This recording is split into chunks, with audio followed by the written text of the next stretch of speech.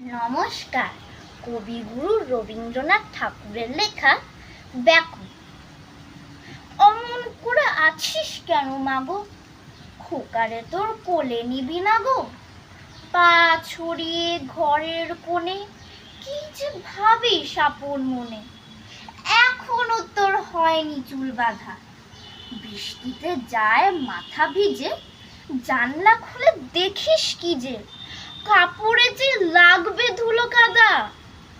ওই তো গেল 4টে বেজে, ছুটি হলো স্কুলে যে দাদা আসবে মনে নেই কুশিটি। বেলা অমনি গেল বই, কেন আছিস অমন হয়ে? আজকে বুঝি পাসনি বাবার চিঠি?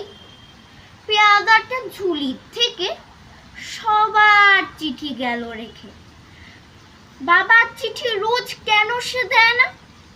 পড়বে বলে আপনি রাখে, যাই সে চলে ঝুলি কাঁধে। পেয়াদাটা ভারী দুষ্ট শ্যানা। মাগো মা, তুই আমার কথা শোন, ভাবিস নে মা অমন সারাক্ষণ। কালকে যখন হাটের বারে বাজার করতে যাবে পারে, কাগজ কলম আনতে বলিস ঝিকে।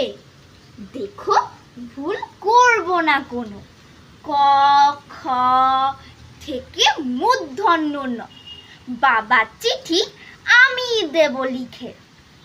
কেন মা তুই হাসিস কেন? বাবার মতো আমি যেন অমন ভালো লিখতে পারি নে কো। লাইন কেটে মোটা মোটা বড় বড় গোটা গোটা লিখবো যখন, তখন তুমি দেখো।